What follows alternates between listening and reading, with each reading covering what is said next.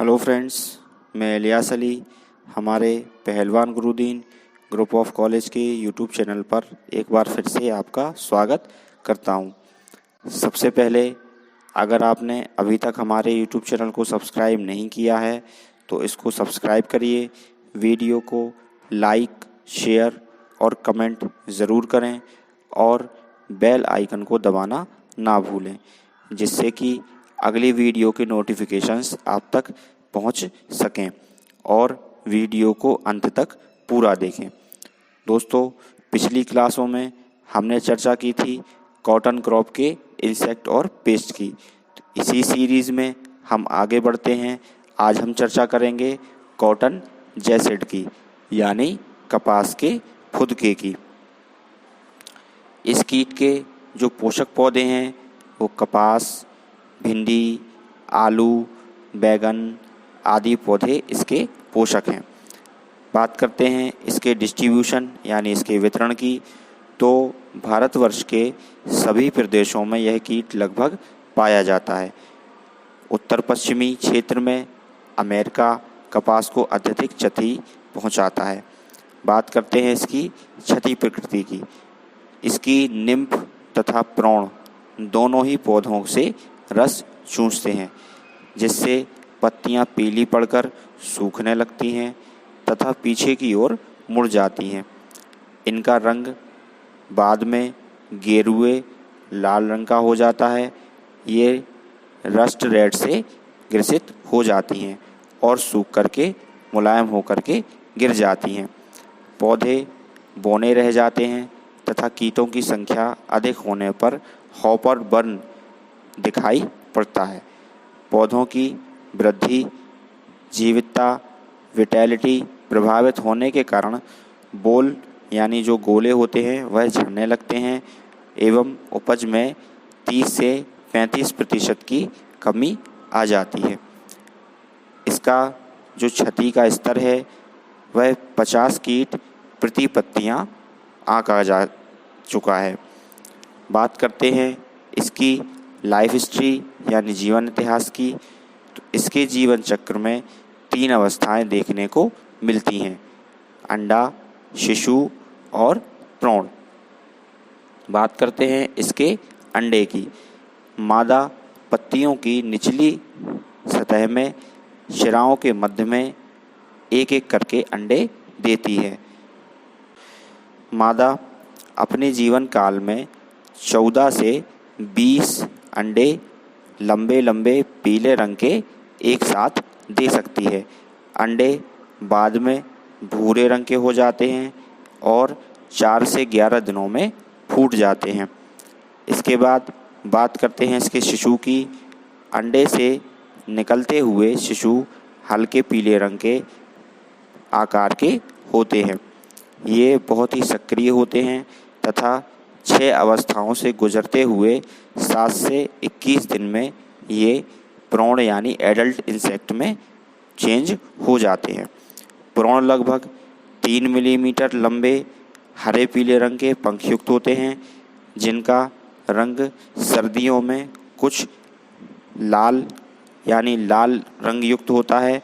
ये थोड़ी सी छेड़खानी पर उड़ जाते हैं या कूदकर भाग जाते हैं और प्रकाश की ओर आकर्षित होते हैं।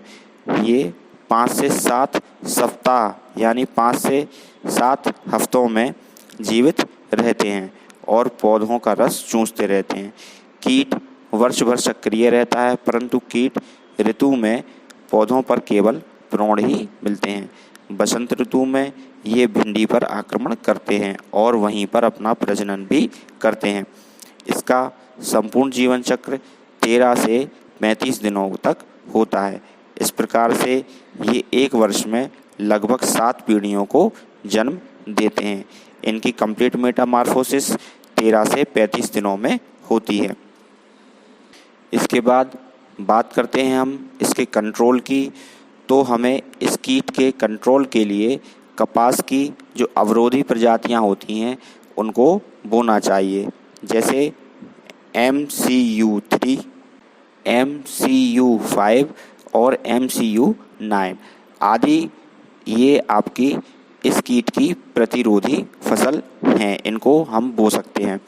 इसके बाद हम लाइट ट्रैप यानी प्रकाश प्रपंच लगा करके इन कीटों को आकर्षित करके नष्ट कर सकते हैं। इसके साथ मेलाथियान, डिमेडन, डाइमेथोएट, मोनोक्रोटोफॉस आदि दवाओं का हम प्रति हेक्टेयर की दर से छिड़काव करके इस कीट से नियंत्रण पा सकते हैं। इसके बाद इसी सीरीज़ में आगे बात करते हैं वाइट फ्लाई की यानी सफ़ेद मक्खी की, जो कि एक कपास का बहुत ही भयानक कीट माना जाता है। इसके जो पोषक पौधे हैं कपास, फूल गोभी, पत्ता गोभी, सरसों, तोरई, कद्दू, आलू आदि पौधों पर ये अपना प्रभाव डालता है। बात करते हैं इसके वितरण यानी डिस्ट्रीब्यूशन की। यह देश के सभी प्रदेशों में विशेषकर उत्तरी पश्चिमी भागों में मिलता है। यह अमेरिकन कपास को मुख्यतः शुष्क क्षेत्रों में अत्यधिक क्षति पहुंचाता है। बात करते हैं इसकी क्षति प्रकृति की। इसके जो निम्फ और शिशु होते हैं वह दोनों ही कोमल भागों के रस को चूसकर उसको नुकसान पहुंचाते हैं। इसके फलस्वरूप पौधे की वृद्धि प्रभावित होती है तथा हनी ड्यू के कारण शूटी मोल्ड आकर्षित होती है, जिससे प्रकाश संश्लेषण की क्रिया प्रभावित होती है। फोटोसिंथेसिस के माध्यम से पौधे अपना भोजन भी नहीं बना पाते। फसल कमज़ोर हो जाती है, बीमारी से ग्रसित हो जाती है। कीट पत्तियों के निचले सतह पर समूह में चिपके हुए देखे जा सकते हैं। यह स्वयं नुकसान करने के साथ साथ विषाणु और इससे जन्मित आदि बीमारियों को भी उत्पन्न करते हैं। जैसे एज एन एग्जाम्पल कपास की लीफ कर्ल, भिंडी में बेल क्लियरिंग, तंबाकू का लीफ कर्ल, तिल का लीफ कर्ल, कसावा मोज़ेक फैलाने में ये सहायता करते हैं। बात करते हैं इसकी लाइफ हिस्ट्री यानी जीवन इतिहास की। तो इस कीट के जीवन चक्र में 4 स्टेजेस होती हैं: एग, निम्फ, प्यूपा और एडल्ट। बात करते हैं इसके एग की। मादा मक्खी पत्तियों की निचली सतह पर एक एक करके सिंगल अंडे देती है। एक मादा अपने जीवन काल में 100 से 120 अंडे तक दे सकती है। अंडों के फूटने का समय अप्रैल से सितंबर तक 3 से 5 दिन और अक्टूबर नवंबर में 5 से 17 दिन का होता है। जनवरी फरवरी में ये 30 से 35 दिनों तक पक करके फूट जाते हैं। इसके बाद बात करते हैं इसके निम्फ की यानी इसके शिशु की। तो निम्फ प्रारंभ में चपटे और लूज होते हैं यानी हल्के होते हैं, जो बाद में अंडाकार पीले हरे रंग के हो जाते हैं। ये पत्तियों का रस चूसते हैं तथा 3 अवस्थाओं से गुजरते हुए प्यूपा स्टेज में आते हैं। प्यूपा पूर्ण विकसित निम्फ पत्तियों की निचली सतह पर प्यूपा में बदल जाता है। प्यूपा भूरे रंग का अंडाकार होता है। प्यूपा से 2 से 8 दिनों में ये मक्खियाँ एडल्ट में चेंज होती हैं।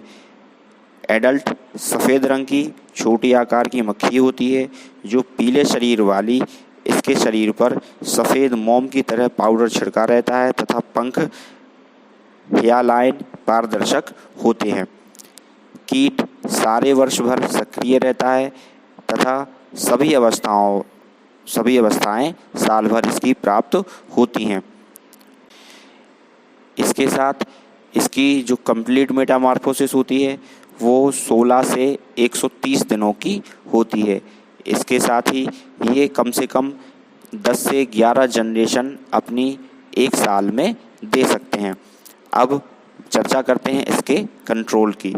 तो इसके कंट्रोल के लिए जो कपास की अवरोधी जातियां हैं हमें उनको बोना चाहिए। जैसे सुप्रिया, LPS 141 आदि प्रजातियों का सिलेक्शन करके हम इस क्रॉप को उगा सकते हैं, जो कि इसकी अवरोधी वैरायटी मानी जाती है। समय से बुआई करें तथा पौधों के बीच उचित दूरी बनाए रखें, उचित फसल चक्र अपनाएं और कुछ केमिकल्स जैसे मिथाइल डेमेटोन, फोसालोन आदि को हम प्रति हेक्टेयर की दर से इस कीट के कंट्रोल के लिए खेत में छिटक सकते हैं। इसी के साथ मैं आशा करता हूँ कि आपको मेरा ये वीडियो पसंद आया हो। यदि आपके कोई क्वेश्चंस हैं, डाउट्स हैं, तो आप हमारे कमेंट सेक्शन में जा कर के उसको टाइप कर सकते हैं और बेल आइकन को दबाना ना भूलें, जिससे कि अगली वीडियो के नोटिफिकेशंस आप तक सबसे पहले पहुंच सकें।